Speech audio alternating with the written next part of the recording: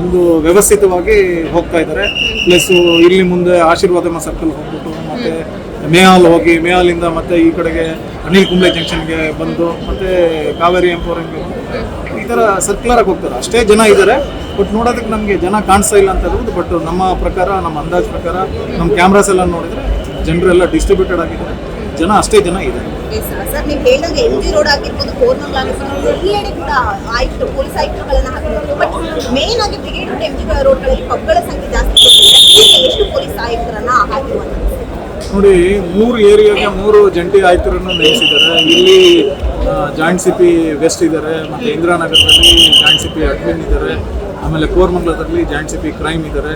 ಅದಲ್ಲದೆ 5 DCPಗಳನ್ನ ಇಲ್ಲಿ ವ್ಯವಸ್ಥಿತವಾಗಿ ಅವ್ರಿಗೆ ಸೆಕ್ಟರ್ಗಳೆಲ್ಲ ಮಾಡಿದ್ದಾರೆ. ಅವ್ರ ಕೆಳಗಡೆ ACPs ಇದ್ದಾರೆ. ಒಟ್ಟು ಸಾಕಷ್ಟು ಜನ ಸಿಬ್ಬಂದಿ ಎಲ್ಲ ಹಾಕ್ಕೊಂಡು ನಾವು ವ್ಯವಸ್ಥಿತವಾಗಿ ಕೆಲಸ ಮಾಡ್ತೀವಿ. ಸರ್, ಎಲ್ಲೋ ಒಂದು ಕಡೆ ಹೋದ ವರ್ಷಕ್ಕೆ ಹೋಲಿಸ್ಕೊಂಡ್ರೆ ಈಗ ಬ್ರಿಗೇಡ್ ರೋಡ್ಗಳಲ್ಲಿ ಜನಸಂಖ್ಯೆ ಎಲ್ಲೋ ಕಮ್ಮಿ ಇದೆಯಾ ಈ ವರ್ಷಕ್ಕೆ ಹೋಲಿಸ್ಕೊಂಡ್ರೆ ಅನ್ನೋಂಥದ್ದು ಕೇಳ್ತಾರೆ. ಹೌದಾ ಸರ್? ನಮ್ಮ ಪ್ರಕಾರ, ನಮ್ಮ ಕ್ಯಾಮ್ರಾಸು ಮತ್ತು ನಾವು ನೋಡಿದ ಪ್ರಕಾರ ಸಿಬ್ಬಂದಿ ಮತ್ತು ಜನಸಂದಣಿ ಕೂಡ ಇದೆ. ಬಟ್ ಏನಾದರೂ ಒಂದೇ ಕಡೆಗಿಲ್ಲ, ಅದಕ್ಕೆ ನಮಗೆ ಗುಂಪು ಅಂತ ಕಾಣಿಸ್ತಾ ಇಲ್ಲ. ಡಿಸ್ಟ್ರಿಬ್ಯೂಟೆಡ್ ಇದ್ದಾರೆ, ಅಷ್ಟೇ ಜನ ಸಂಖ್ಯೆ ಇದ್ದರೆ ಕಡಿಮೆ ಆಗಿಲ್ಲ ಅಂತ ನನ್ನ ಅನಿಸಿಕೆ. ಈ ಹಿಂದೆ ಕಾಲ್ ತುಳಿತ, ಇವಾಗ ಕಾಲ್ ತುಳಿತ ಆಗಿತ್ತು ಹಿಂದೆ, ಬಟ್ ಈಗ ಒಂದಷ್ಟು ಕಟ್ಟುನಿಟ್ಟುಗಳನ್ನು ಹಾಕೊಂಡಿರೋದ್ರಿಂದ ಎಲ್ಲೋ ಕಡೆ ಜನರಿಗೆ ಕಟ್ಟುನಿಟ್ಟಾಗಿರೋದ್ರಿಂದ ಒಂದಷ್ಟು ಜನನ ಮಾತಾಡಿಸ್ತಾ ಹೋದೆ. ಈ ವರ್ಷ ಪೊಲೀಸ್ ಅವರ ಆಯುಕ್ತ ಅವರು ಕಟ್ಟುನಿಟ್ಟು ಹಾಕಿರೋದ್ರಿಂದ ನಮಗೆ ಎಂಜಾಯ್ಮೆಂಟ್ ಮಾಡಕ್ ಆಗ್ತಾ ಇಲ್ಲ ಅನ್ನುವಂಥದ್ದು ಒಂದಷ್ಟು ಜನ ಹೇಳಿರೋದು. ಸರ್, ಅದು ನಾನು ಅಕ್ಸೆಪ್ಟ್ ಮಾಡೋದಕ್ಕೆ ಇಲ್ಲ. ನಾವು ಜನರ ಸಲುವಾಗಿ ಇರೋದು. ಅವರು ನೆಮ್ಮದಿಯಿಂದ ಎಂಜಾಯ್ ಮಾಡ್ಬೇಕಂತ ಇಷ್ಟು ಬಂದೋಬಸ್ತ್ ಮಾಡಿಕೊಂಡು ಗುಂಡ್ರುಗಳಿಗೆ, ಪೋಖರಿಗಳಿಗೆ ಮಾತ್ರ ಇದು ಬಂದೋಬಸ್ತು. ಬಟ್ ಬಾಕಿಯವ್ರಿಗೆ ಮಾತ್ರ ಅವರು ಎಂಜಾಯ್ ಮಾಡ್ಬೋದು. ಅವರು ರೆಸ್ಪಾನ್ಸಿಬಲ್ ಆಗಿ ಎಂಜಾಯ್ ಮಾಡ್ಬೇಕಂತ ಹೇಳ್ಬಿಟ್ಟು ನಮ್ಮ ಸೆಲೆಬ್ರೇಟ್ ರೆಸ್ಪಾನ್ಸಿಬಿಲಿ ಅಂತ ಅಭಿಯಾನ ಮಾಡ್ಕೊಂಡಿದ್ದೀವಿ. ಈಗಾಗಲೇ ನಾವು ವೆಬ್ಸೈಟಲ್ಲಿ ಕೂಡ ಸಾಕಷ್ಟು ಮಾಹಿತಿ ಕೊಟ್ಟಿದ್ವಿ. ಅವ್ರಿಗೆಲ್ಲ ನನಗೆ ಅನಿಸಿದ ಮಟ್ಟಿಗೆ ಆ ವೆಬ್ಸೈಟ್ ಅವ್ರಿಗೆ ಸಾಕಷ್ಟು ಯೂಸ್ ಆಗಿದೆ. ಅವ್ರು ಎಲ್ಲಿಗೆ ಹೋಗಬೇಕು, ಯಾವ ಕಡೆ ಹೋಗ್ಬೇಕು ಅನ್ನೋದು ಚೆನ್ನಾಗಿ ಗೊತ್ತಾಗಿದೆ. ಅದಕ್ಕೆ ಅವರು ವ್ಯವಸ್ಥಿತವಾಗಿ ಹೋಗ್ತಾರೆ ಅಂತ ನನ್ನ ಅನಿಸಿಕೆ.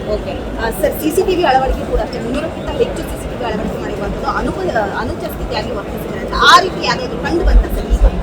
ಸದ್ಯಕ್ಕೆ ನಮಗೆ ಇಲ್ಲಿವರೆಗೂ ಯಾವುದೇ ಇನ್ಸಿಡೆಂಟ್ ರಿಪೋರ್ಟ್ ಆಗಿದ್ದಿಲ್ಲ. ಇನ್ನೂ ನಮಗೆ ಸಾಕಷ್ಟು ಟೈಮ್ ಇದೆ. 12 ಗಂಟೆ ಆದಮೇಲೆ ಕೂಡ ನಾವು ಎಕ್ಸ್ಪೆಕ್ಟ್ ಮಾಡ್ತಾ ಇದ್ದೀವಿ.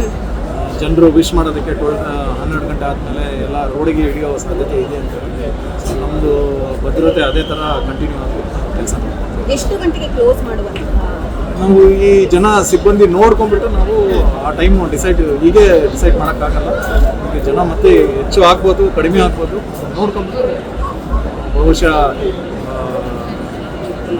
2 ಗಂಟೆ 3 ಗಂಟೆವರೆಗೂ ಆಗ್ಬೋದು ಅಂತ ನನ್ನ ಅನಿಸಿಕೆ ಇದೆ.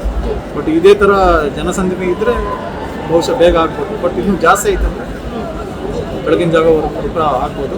ಅದಕ್ಕೆ ಎಲ್ಲ ಕಡೆಗೆ ಸಿಬ್ಬಂದಿನ ನೇಮಿಸ್ಕೊಂಡು ವ್ಯವಸ್ಥಿತವಾಗಿ ಕೆಲಸ ಮಾಡ್ತಾರೆ.